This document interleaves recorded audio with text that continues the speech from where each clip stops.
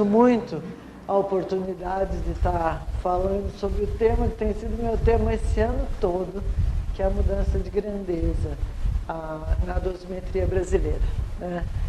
Então, deixa eu ver se isso aqui vai por aqui mesmo, né? A ideia vai ser um pouquinho dos princípios básicos de proteção radiológica novamente. Eu vou passar rapidinho, porque aqui é chovendo molhado, né? O que nós avaliamos? A dosimetria individual externa, como atribuir uma dose a um dosímetro OSL ou TL, tanto faz, e é aí que a grandeza vai entrar. E o que nós podemos esperar na mudança de HX para HP, né? Então, hoje no Brasil, desde 85, a gente usa HX. Em 95 foi a primeira certificação dos laboratórios em HX. E no mundo todo a gente fala que é isso, mas eu vou fazendo meus comentários, que nem todo mundo tem um bom HP, tá? Então, o uso da radiação no sistema, né, em sistema de proteção radiológica, a gente sempre tem que justificar, otimizar e garantir a limitação.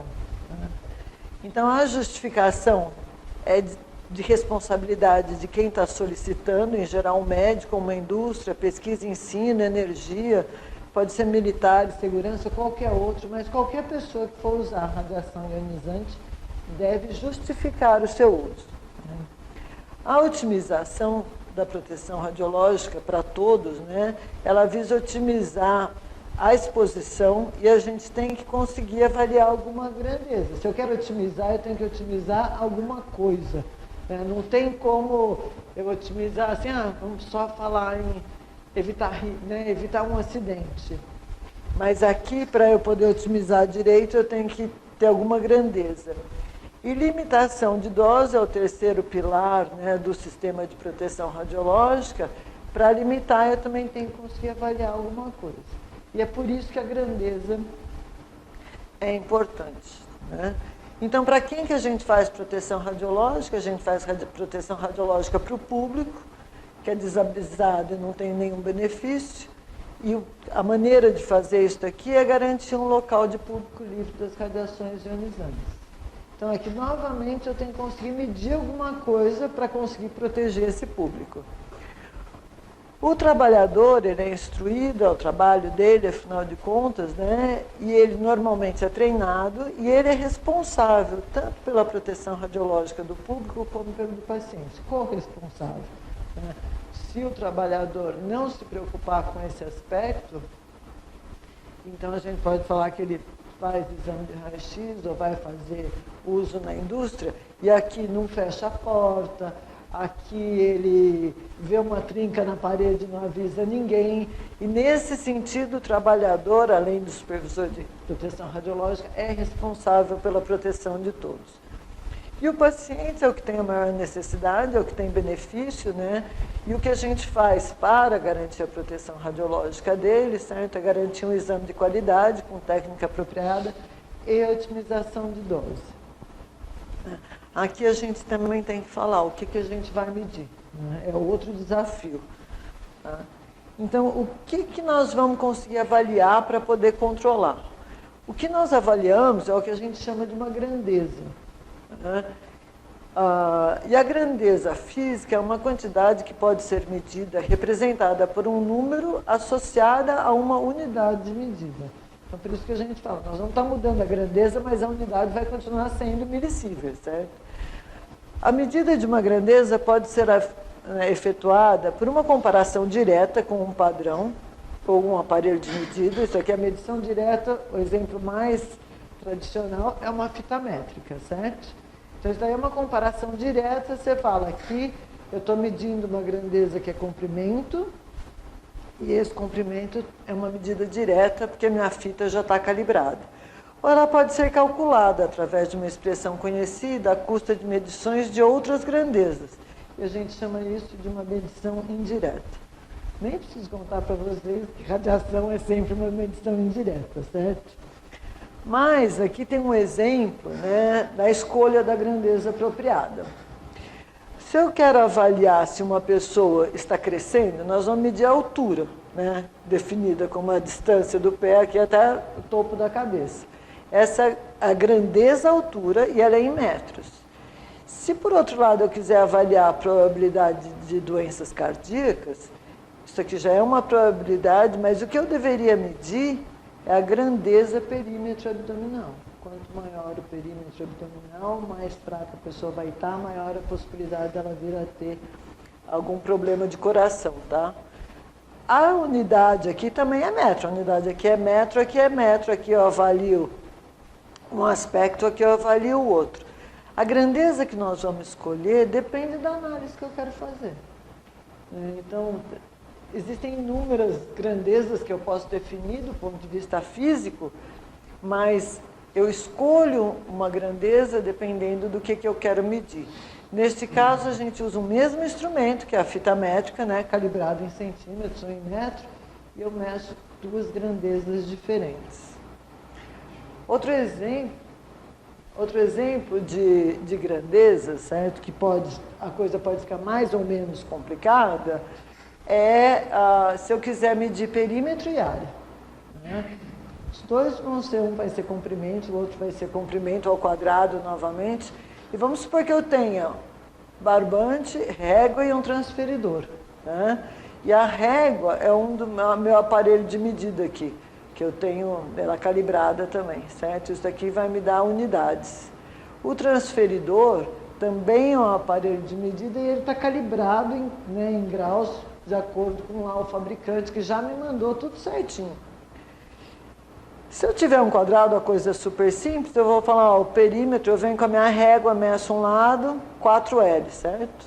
E a área, aqui que vem, essa medida é direta, certo? Eu medi um lado, falei, é só multiplicar por 4, eu vou ter o perímetro. A área, eu usei um algoritmo conhecido. Eu multiplico lado por lado, vai me dar... Se eu tiver um triângulo, a mesma coisa.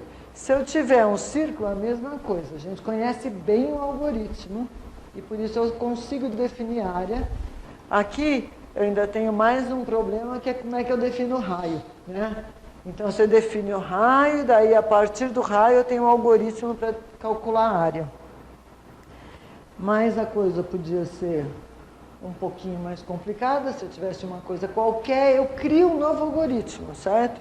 Eu tenho uma área que é completamente torta, eu vou falar, olha, vou fazer isso aqui por semelhança de quadrados ou de triângulos e eu vou calcular essa área. Meu instrumento continua sendo barbante, régua e algoritmos. O comprimento do barbante é um limitante, porque se meu barbante for pequeno, eu tenho que dar um jeito de medir várias vezes o mesmo barbante, né? A elasticidade do barbante pode ser um limitante, porque se meu barbante esticar demais conforme eu estou medindo, eu vou introduzir um erro na minha medida. A precisão da régua é mais um limitante. Se eu tiver uma régua que ela vem toda torta no começo, eu vou fazer uma medida errada e, portanto, eu vou avaliar a minha grandeza de forma errada também. Tá? Então, isso é só para falar que grandeza é grandeza, unidade é unidade, e qualquer grandeza pode ser medição direta ou indireta, e ela vai ter instrumentos de medida, unidades e parâmetros de influência. Quando a gente chega na radiação, o uso da radiação traz benefícios e riscos, e o nosso objetivo é maximizar os benefícios e minimizar os riscos ao homem e ao meio ambiente, certo? Aos dois, né? Para poder controlar o uso da radiação, não é tão fácil que nem uma medida de comprimento, né? Então a gente tem a International Commission of Radiation Protection, que faz definição de grandeza. Nós temos uma International Commission of Radiation Units, que vai fazer definição de unidades, e nós temos a Agência Internacional de Energia Atômica, que faz definição da normatização das regras de proteção radiológica. Então, é todo um sistema que se acopla para a gente conseguir medir a radiação e definir uma grandeza que sirva para fazer essa avaliação. Então, aqui, ó, esse RP não é nada nada é tão antigo que nem distância, mas também nada é muito novo hoje em dia. O ICRP foi fundado em 28, o ICRU em 25 e a agência só depois da Segunda Guerra em 57, onde a gente já tinha uma experiência de uso de radiação e um conhecimento de proteção radiológica, da necessidade de proteção radiológica muito maior do que no começo do século passado, quando a radiação começou a ser amplamente utilizada, né? Então, aqui a gente define exposição, que é um número que se usa muito ainda, livre no ar, que é DQDM, que é coulombs por grama, e isso aqui é o Sistema Internacional de Medidas, né? Nós temos o Röntgen, que é 2,58 vezes 10 a menos 4, nas condições normais de pressão e temperatura, para ver que existem parâmetros de influência, tá? E esse sistema internacional aqui, ó, é bom só para X e gama. Para elétrons, para nêutrons, a gente não pode medir da mesma maneira. Dose absorvida já é a quantidade de energia absorvida por um elemento de massa. Então, aqui é joules por quilo, certo? Porque aqui é quantidade de energia, aqui é carga gerada por unidade de massa, certo? O equivalente de dose HX, que é o que vem no relatório de vocês, que é o que a gente mede, avalia rotineiramente hoje no Brasil, equivale à medida que o dosímetro avalia em Kerman no ar, que é, que é carga lá na câmara de ionização que vai avaliar a carga Kerman no ar. A gente volta para coulombs por unidade de peso, né, lá dentro da câmara, multiplicado por um fator. Então, o HX é uma medida super simples, que é 1,14 vezes Kerman no ar, né? E a dose equivalente, pessoal, HP10, é a dose absorvida em tecido mole a uma profundidade de 10 centímetros na superfície da superfície da pele. Você vê que 10 milímetros, né?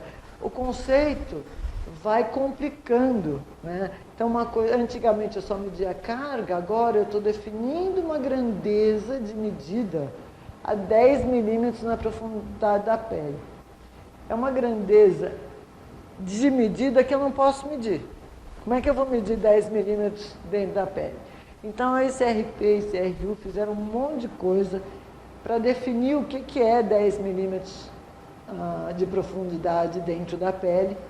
Eu não posso medir no homem mesmo, porque o dosímetro vai estar em cima do tórax de vocês, mas o objetivo não é ter medidas num fantoma de homem para poder calibrar. Então, foi definido o fantoma dá isso, né? Então, na dosimetria pessoal, aqui no Brasil, ela se enquadra nos procedimentos estabelecidos de proteção radiológica do trabalhador ocupacionalmente exposto e é um requisito mandatório, né? E, novamente, a gente volta. A agência regula o uso, né, a limitação de dose. A Comissão Nacional de Energia Nuclear no Brasil, filiada à agência, normatiza internamente, cria a própria comissão, através do CASEC, no seu departamento, no Instituto de Radioproteção e Dosimetria, tem um comitê de avaliação dos serviços de ensaio e calibração, e ele define como certificar, o que medir, certo? E os limites dessa certificação que vocês vão ter como serviço de laboratórios, tá? Esses laboratórios é o que lá dentro da comissão são chamados de serviço de monitoração individual externa. Então, eles nos certificam em alguma grandeza, não é em qualquer grandeza também, né? E daí, esses serviços aqui, certo, é que vão servir a saúde, que no caso aqui do Hospital São Paulo nós estamos nesse setor, certo? Mas que em vários aspectos pode ser, ela também tem que obedecer às normas da CNEM, as normas do Ministério da Saúde e do Ministério do Trabalho.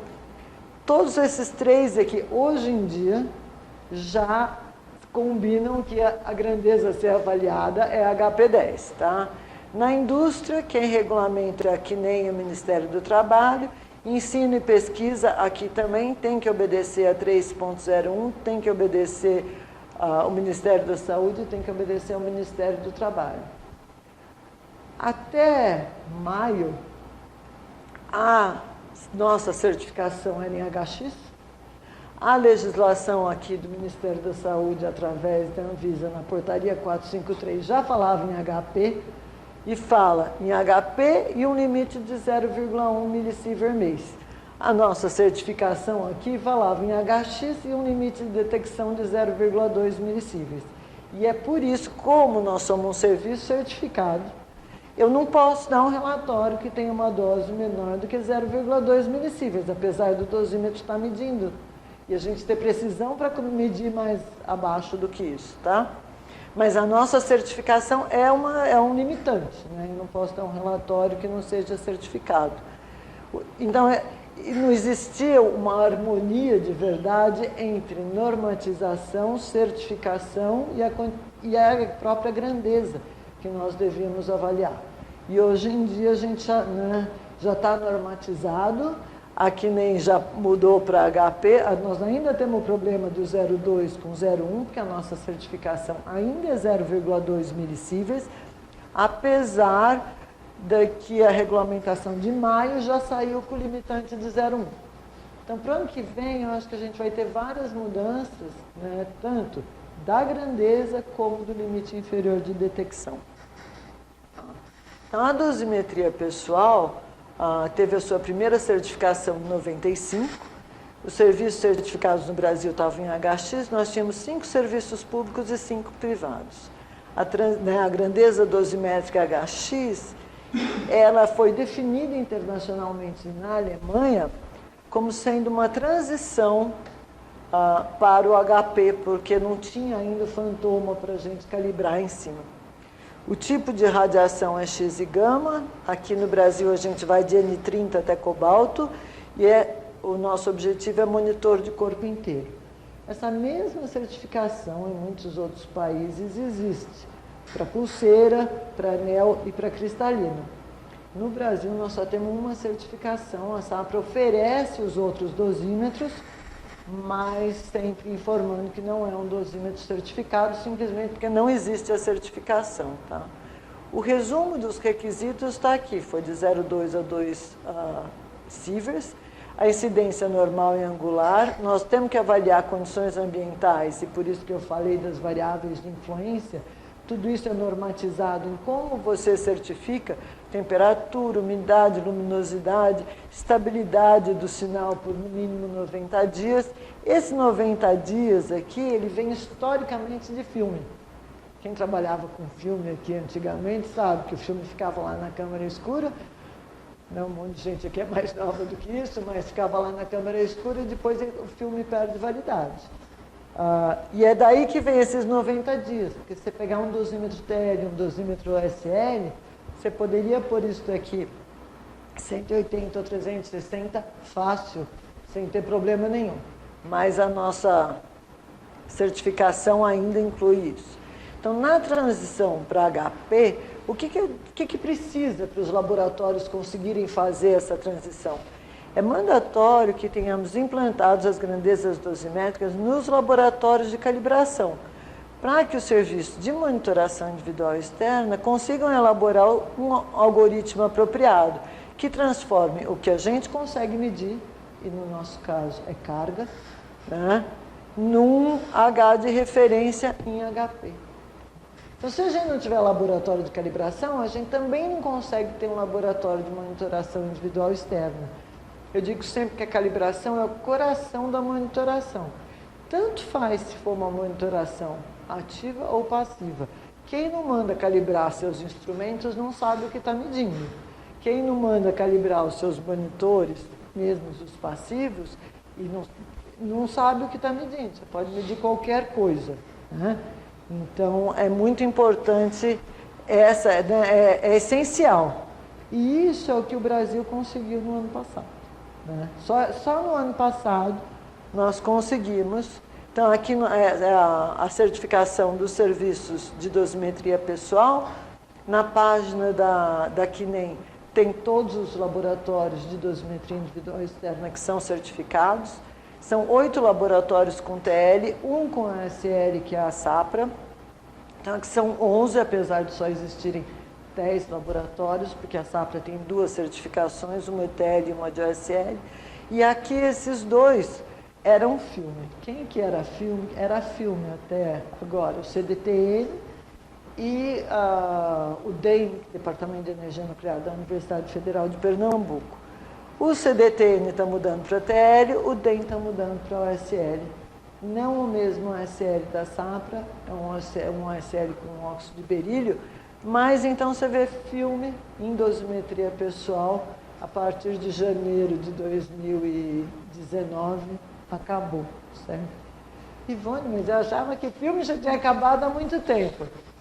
E essas coisas de tecnologia, né? Nos Estados Unidos ainda tem filme. Na Argentina ainda tem muito filme, no México ainda tem filme, no Chile ainda tem filme. Um monte de países, apesar da dificuldade que a gente tem em comprar filme, ainda tem dosimetria com filme.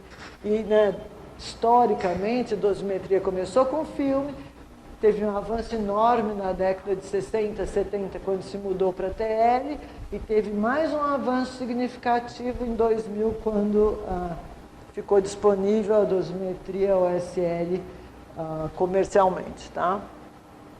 Então, como é que a gente mede a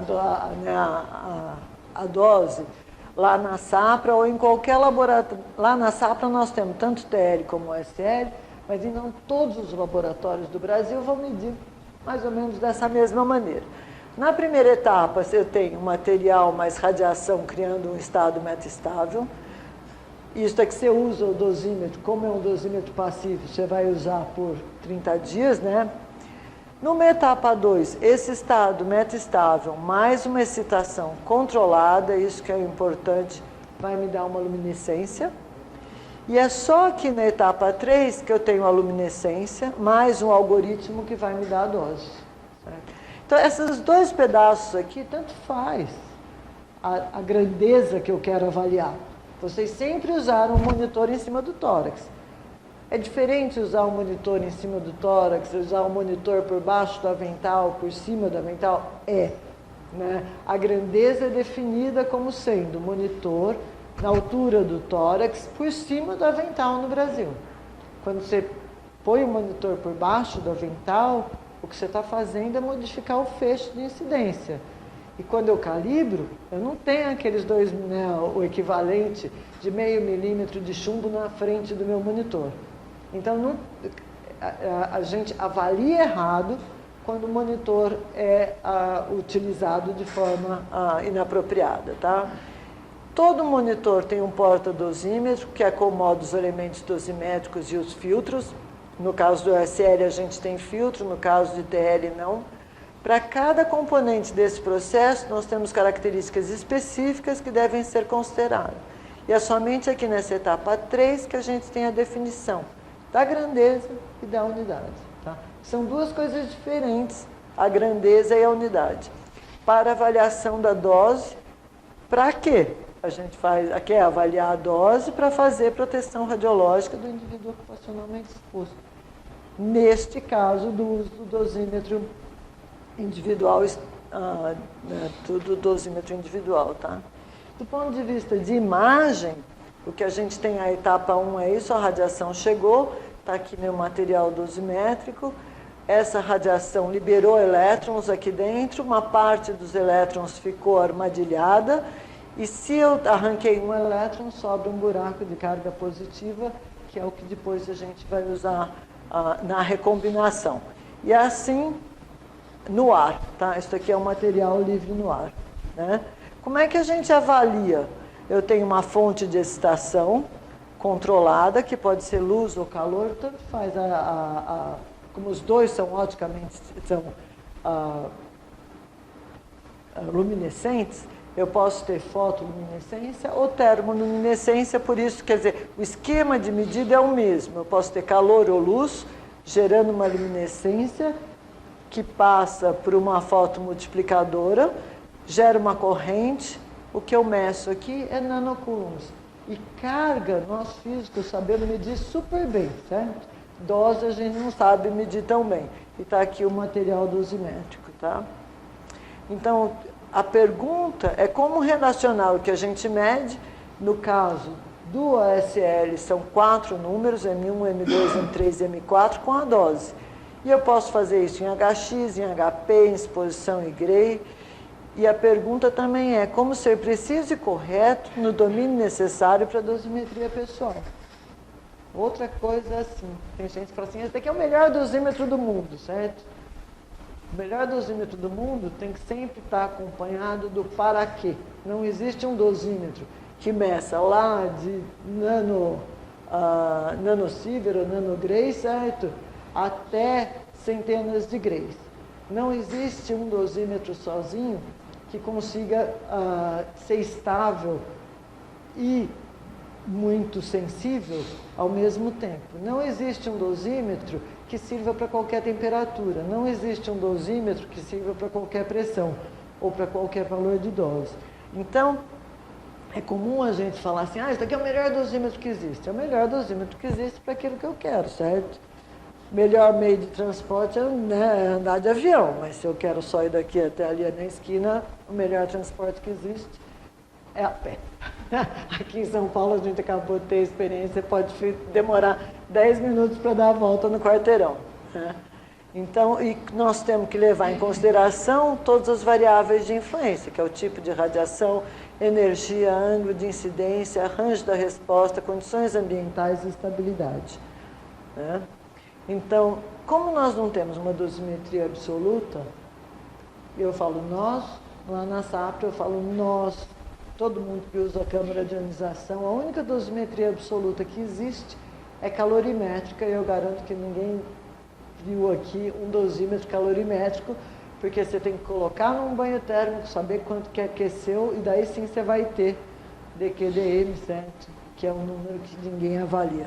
Né? Quer dizer, se avalia pouco, é uma forma difícil de fazer dosimetria. Né? Então, é nesse momento que a gente conhece miligray livre no ar. Isso daqui é o que o laboratório de calibração sabe bem fazer. Como relacionar a dose em milisievert com esse valor de exposição. HX é muito fácil, eu mando meus dosímetros, elas irradiam, me mandam um certificado e falando assim, olha, aqui tem para qualquer energia, para qualquer ângulo, tanto de miligray, né, que é dose livre no ar. E aqui a gente faz para raio-x e cobalto. Já o HP10 é a dose equivalente, definida como sendo a dose a profundidade de 10 milímetros na superfície do fantoma e depende da qualidade da radiação e do ângulo de incidência. Tem uma tabelona que fala como que eu relaciono a miligray livre no ar, Kerman no ar, com HP10. Para energias grandes, os resultados são maior que 100 keV, o resultado é muito próximo entre HP e HX. Mas para raio-x diagnóstico, não é. Né? Então, aqui é novamente sobre a grandeza, que eu vou pular, certo? Que são a grandeza operacional para monitoração individual. É a grandeza definida diretamente sobre o indivíduo. Tá? Porque é dessa maneira que você vai usar o dosímetro. Né? Eu quero valores de referência e para ter os valores de referência, os nossos dosímetros são expostos em cima de fantoma.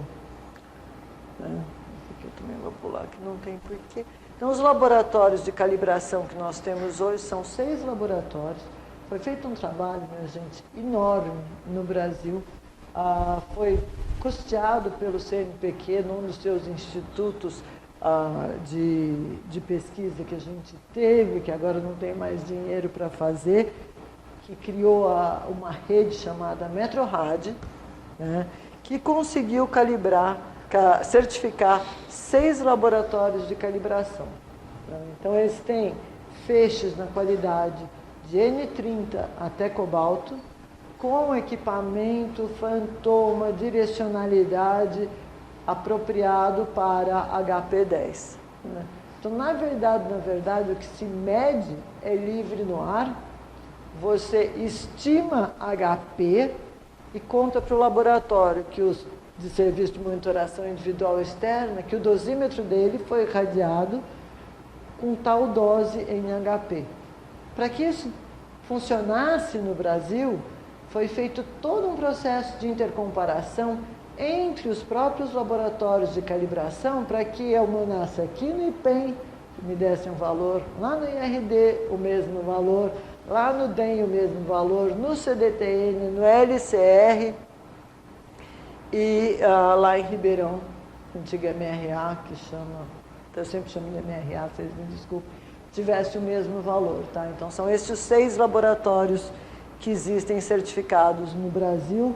Alguns deles já estão com a ISO 17025, que é fantástico também, porque o Inmetro antigamente no Brasil, e eu estou falando antigamente, até 3 anos atrás, não certificava medidas de radiação ionizante, né?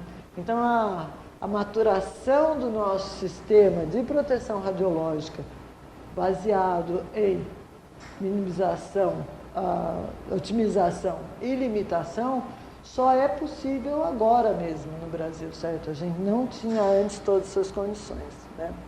Então, o sistema de dosimetria pessoal tem o CASEC, tem o Serviço de Monitoração Individual Externa e tem os laboratórios, e foi uma forte inter-relação e dependência desses 3 agentes com o objetivo de oferecer ferramentas de proteção radiológica aos usuários, é que garantiram a possibilidade da gente trocar agora para HP10. Em muitos dos... Só vamos fazer um parênteses aqui. A gente vai ao congresso e um monte de gente fala assim, é uma vergonha que o Brasil demorou de 95 até hoje para fazer essa mudança. E o que acontece é que sem essas condições a gente faz uma mudança para inglês ver, entendeu? Então você vai num monte de outros lugares aqui na América Latina, você vai para o México, você vai para a Argentina, você vai para o Peru, todo mundo usa HP e o pessoal não tem laboratório de calibração. Então, minha pergunta é, que HP é esse que o pessoal está medindo, entendeu? Porque tanto faz o que você fala, né? Existe a medida da luminescência está sendo feita, está bem feita, mas a criação do algoritmo não está sendo, porque as pessoas não têm os laboratórios de calibração, como é que você pode fazer? Quando você tem HX, tudo é fácil, porque você mede em cobalto, e todo mundo tem laboratório de cobalto e césio, e vocês viram que é uma reta só, certo? Então aqui está pictoricamente novamente o livre no ar, e está aqui ó, a diferença que vai fazer esse fantoma, certo? E esse fantoma é o corpo de cada um de vocês que está ali fazendo a radiação espalhar de volta, tá? Então, aqui era como eu tinha, não tinha nada aqui atrás, o ar espalha muito pouco, então os defeitos que eu criava eram os defeitos que eu ia medir e estava tudo certo, para HX. Quando eu estou aqui no fantoma, essa radiação que volta, em geral, tem metade da energia, você pode pensar, e essa radiação cria novos defeitos dentro do meu material, certo? Ele não passa livremente. Criando novos defeitos, eu tinha todos aqueles defeitos, aquelas armadilhas preenchidas dos elétrons de quando eu estava livre no ar, mais essa resposta.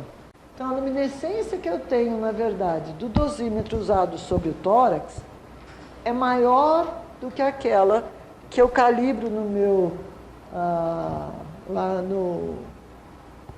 no laboratório de calibração, com o dosímetro exposto livre no ar. Ivone, a gente mediu isso tão errado todo esse tempo? Não é bem assim, é por isso que existe aquele fator 1.14, tá? Então, eu estou assumindo que eu tenho 14% de retroespalhamento flat para todos os valores de energia. Ficou mais ou menos claro isso aqui? Isso daqui é super importante de entender que não é que nós estávamos medindo tudo errado, não é que nós estávamos medindo com um spread, uma diferença enorme, porque uma parte do retroespalhamento estava sendo corrigido por aquele fator 1.14, tá? Então, aqui o fantoma tem que ser grande o suficiente para não ter efeito de borda. Quem trabalha com dosímetro em radioterapia sabe disso aqui, né? Todo dosímetro é medido 5% para dentro do campo, porque senão efeito de borda me dá uma medida errada. né? E isso daqui é o que acontece lá com a tabela ISO do estimado do retroespalhamento, o efeito dele sobre né, que vai me gerar o HP. Então, olha só, esse feixe aqui que a gente chama de N é um feixe ultra estreito e muito filtrado, tá? Então, ele, essencialmente, eu posso pensar que é um feixe monoenergético, comparado com outros feixes de raio-x diagnóstico, tá? Então, você vê, tá aqui, ó, né, essa linha vermelha é como é que a gente trata o HX. Ó, é 1,14 aqui, dividido pelo Kerr-Manoir. E o azulzinho, essa linha azul aqui, ó, é o HX, é o HP, certo? Então, minha câmara de ionização mede um tanto aqui e isso é o HP. Aqui em Césio, a câmara de ionização mede um certo número e o HP é um pouquinho mais do que isso, certo? Você pode ver esse aqui também. Aqui, ó, em 1250 keV, a razão entre HP e HX é 1,01. Né? E aqui, ó, é 1,15 do Kerr-Manoir. E aqui é 1,14. E é daqui que vem esse bendito número de 1,14, certo? Aqui, ó, para Césio, a gente está medindo já um pouco diferente, porque o fator é 1,06 a relação entre HP e HX. Mas entre o Kerr-Manoir e HP, ó, é 21% a mais de radiação espalhada de volta, tá? E daí para 200 é 57, para 150 kV, certo? Isso aqui não é keV, né? Aqui é keV, aqui é kV, né? Então esse 30 aqui é mais ou menos 17 keV, esse 150 é mais ou menos 100 keV, né? E daí você vê que aqui também vai diminuindo e vai diminuindo para os dois lados, e é por isso que tem essa linha azul. Portanto, quem que vai ser muito afetado com a mudança para HP, certo? É o setor aqui, ó, de raio-x diagnóstico, tá? Aqui está 100, aqui está 200 kV, né? Esse daqui é que vai ter a maior alteração nos seus valores de dose, tá? No caso, quem são os usuários, a dosimetria no Brasil hoje tem mais ou menos 180 mil a 200 mil pessoas que trabalham com radiação. A gente tem saúde, que a gente colocou radiodiagnóstico, radioterapia, medicina nuclear e radioimuno. Tem a indústria com produção de energia, controle de qualidade e radiografia industrial, né? Ensino e pesquisa, que tem de tudo e também trabalha com raio-x, mas trabalha com elétrons, com nêutrons e com outros marcadores, o que nós nem mencionamos porque é um problema.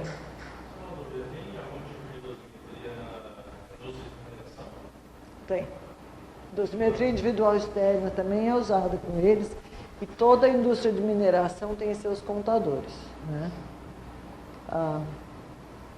E tem lugar que tem dose alta, tem lugar que tem dose baixa de mineração, né? Então isso daqui é mais ou menos a distribuição baseado na distribuição que a SAPRA vê, tá? Então aqui, ó, em saúde nós temos 77% mais ou menos dos usuários, esse número foi comparado com o número que a Comissão Nacional de Energia Nuclear lá no G12 tem, e é bem perto disso, né?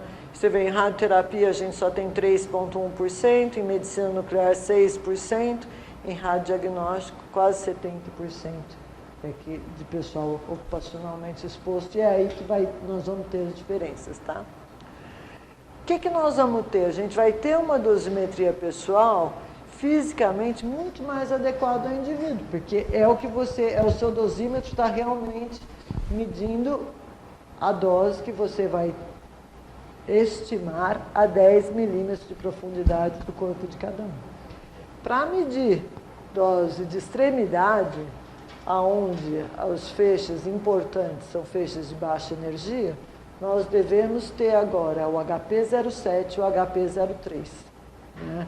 Então, HP07 é pulseira e anel, e H03, que é a dose a 3 milímetros de profundidade, é boa para cristalina. Nós temos essa certificação? Não. Nós estamos fazendo a nossa primeira calibração em HP07 lá em Recife, tá? E nem todos os laboratórios estão preparados e tem o fantoma certo para a gente fazer dosimetria de cristalino e dosimetria de extremidade. Tá certo?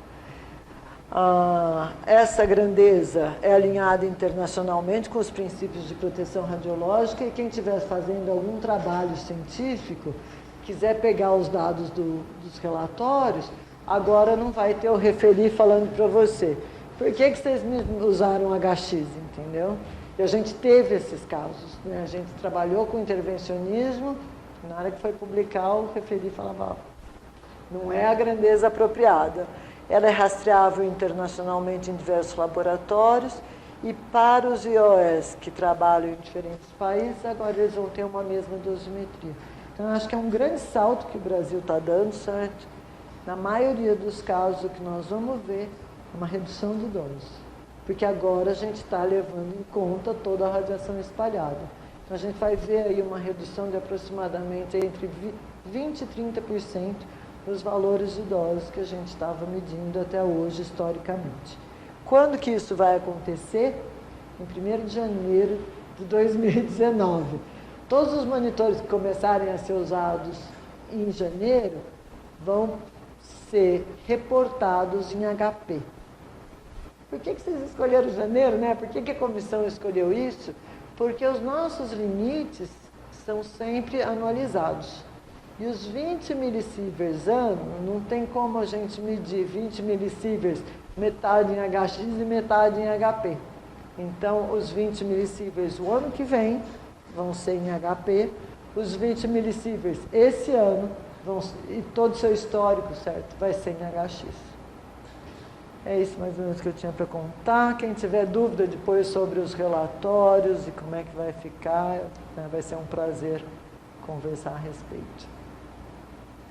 Obrigada.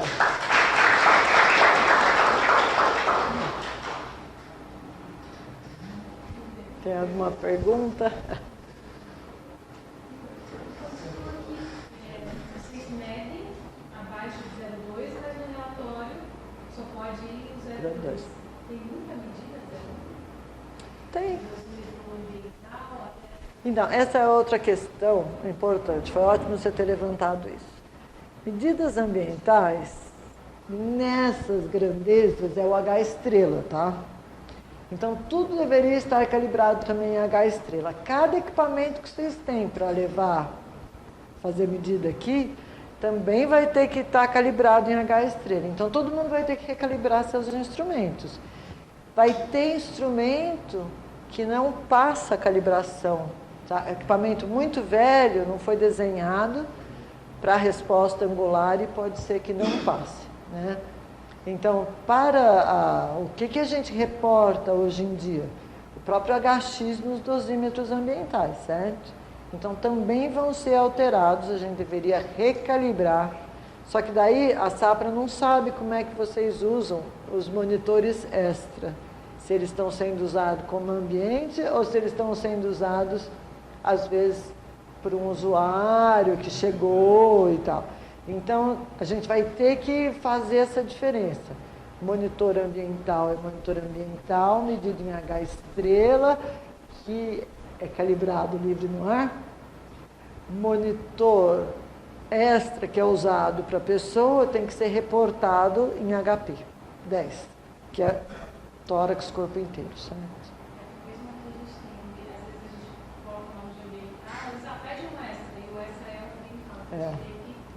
Tem que saber o que vocês estão pedindo para a gente conseguir avaliar e eu volto lá, certo? A medida é sempre a mesma. Felizmente, com o sistema OSL, então, né, isso daí é outra palestra que você assistiu lá, o CASEC começou em 2016 a anunciar essa mudança.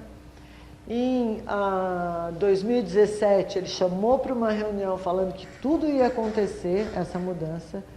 A Metrorádio fez um primeiro exercício para os laboratórios não terem uma surpresa de que não conseguiram fazer aquele algoritmo de forma apropriada.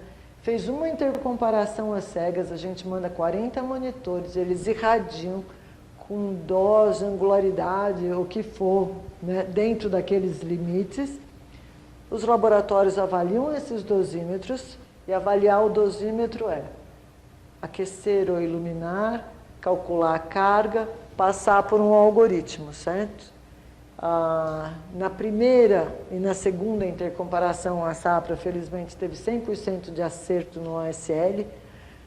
Em TL, que é muito mais sensível, foi muito mais sensível no nosso caso, porque a gente só tem dois dosímetros lá dentro, a gente não passou no primeiro e passamos na segunda intercomparação, e foi por isso que foi feita dessa maneira. A primeira foi, vamos experimentar para ver se está todo mundo certo, e a segunda é vamos certificar apropriadamente.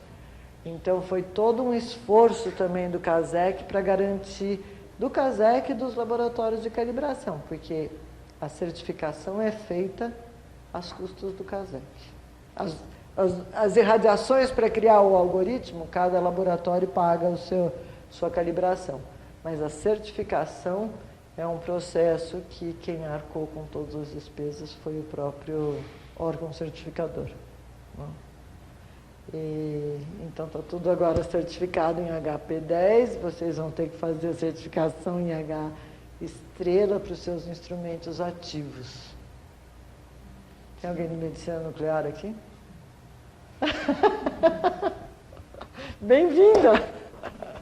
Bem-vinda ao mundo complicado do HX, do H estrela agora. E os monitores, tudo isso daqui serve e foi avaliado só para X e gama, tá? Felizmente os nossos monitores já foram com os mesmos filtros e tudo, o de tórax. Ele tem um algoritmo, agora sim, equivalente entre o algoritmo brasileiro e o algoritmo americano, para saber se eu estou tendo beta no meu dosímetro, tá? Então a gente sempre soube que eu tenho beta, eu não posso reportar doses betas. Eu sei que quando tem beta, você sabe que você está reportando uma dose em millisieverts errada, porque nem todo mundo, não é só fóton que tem ali, né?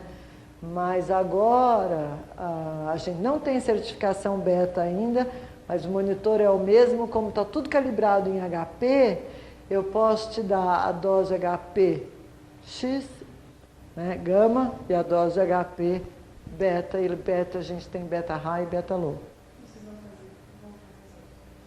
A gente não vai reportar, porque eu não posso reportar no Brasil uma coisa que eu não sou certificada. Mas se quiser me ligar, e tem gente, principalmente de mineração, que tem na mineração lá um monte de coisa e quer saber se o que a gente está medindo é beta. Em mineração tem muito beta de alta energia. Né? No H estrela também vai passar a medir, a valer dia primeiro. Tem. Teria que já pedir a certificação. Porque, inclusive, já pode, tá? Porque o problema é que em HX, você manda calibrar em Césio e está tudo certo. Agora, eu vou voltar aqui, certo? Porque essa tabela aqui é a tabela, né? O laboratório, na hora que ele vai calibrar, ele vai te falar, olha, aqui eu nem pus o H estrela, porque a Safra não é certificada em H estrela, mas esses fatores todos aqui, o seu equipamento vai ter que responder apropriadamente. Ângulo e energia. Né? E o nosso costume aqui era calibrar tudo aqui em Césio. Todo mundo manda calibrar tudo em Césio, certo? Então, né, a coisa vai ficar... Então, né, mais ou menos... eu não acho que a gente, assim, estava tudo errado, Ivone. Não estava. Estava tudo dentro das condições de proteção radiológica que a gente tinha condições, né, tinha a linha de base para fazer no Brasil. E agora, depois desse esforço, de quase 4 anos de esforço, foram 2 para os laboratórios de calibração e 2 para os laboratórios de monitoração individual externa. Porque começou em 16, né? Teve 16 e 17 inteiro para a gente fazer isso.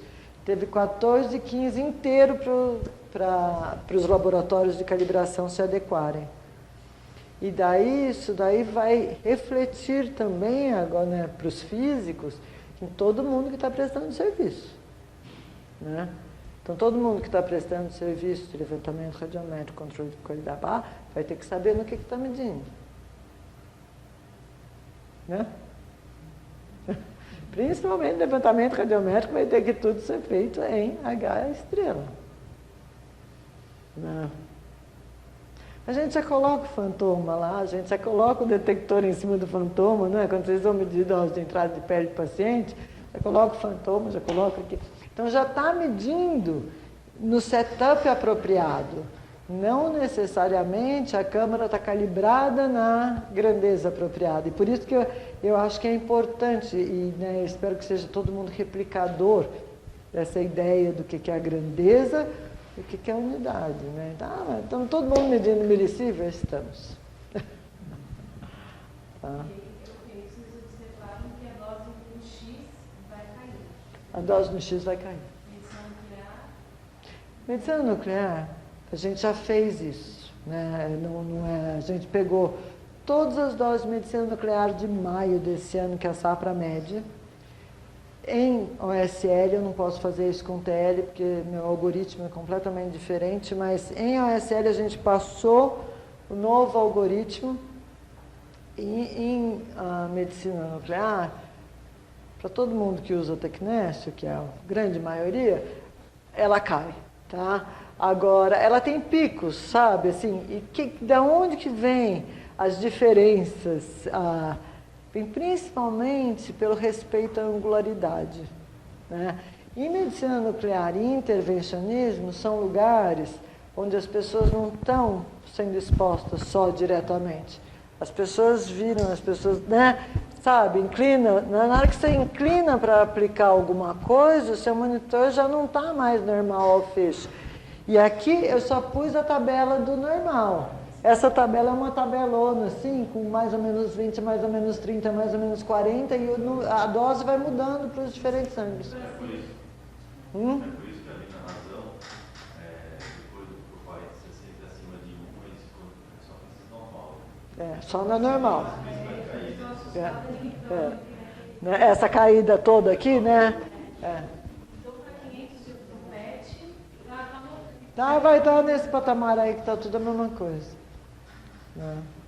Mas PET tem esse problema da angularidade também, sabe? O monitor nem sempre está normal ao fish. Né? Eu sinceramente não lembro o que acontece no Sérgio aqui para o ângulo. Tá? Mas a gente tem que respeitar isso também. Então, as irradiações foram feitas para a gente conseguir o novo algoritmo em mais ou menos 30, mais ou menos 40, mais ou menos 60 e mais ou menos 80.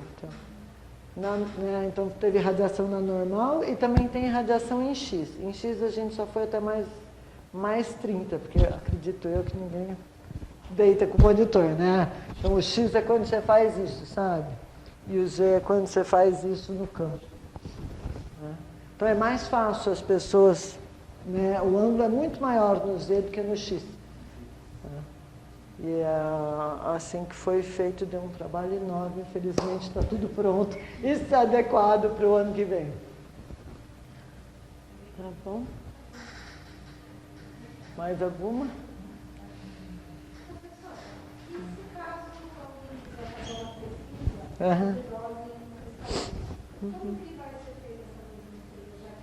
Agora deveria ser tudo HP, então.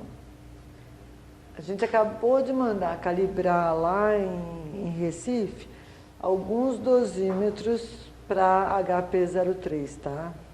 Então a gente vai ter um algoritmo também, né? Na verdade, dose de cristalino é feito com TL. E eu só preciso ter um fator de calibração médio, porque tem um TL só lá dentro, tá? Então, mas precisa ser recalibrado, precisa ser criar esse algoritmo, entendeu? A luminescência, quanto que é de acordo com o que foi feito. Então, isso a gente está fazendo agora, tanto para HP07 como para HP03, tá? Mas a gente ainda não tem um dosímetro OSL para cristalino. Eu espero que mais um ano a gente tenha um anel de OSL, porque a gente ganhou um projeto PIP para fazer isso. Né? E não tem, no mundo não tem um anel nem cristalino OSL, só TL. Não é bem assim não. Para óxido de berílio tem poderia ter, né? Eu não vi ainda, anel e cristalino. Mas eu não vi nenhum ainda. Só vi TL até hoje. Tá certo? Mas é isso, eu agradeço, viu? Obrigada. Obrigada a eu.